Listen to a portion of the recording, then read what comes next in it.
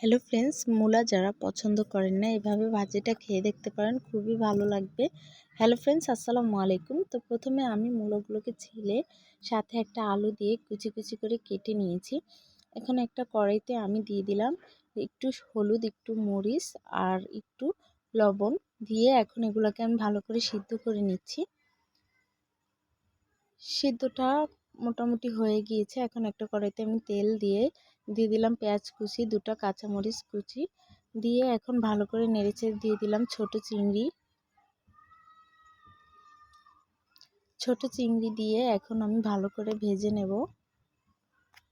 চিংড়ি মাছটা হচ্ছে অপশনাল, থাকলে দিবেন, না থাকলে না দিলে হবে।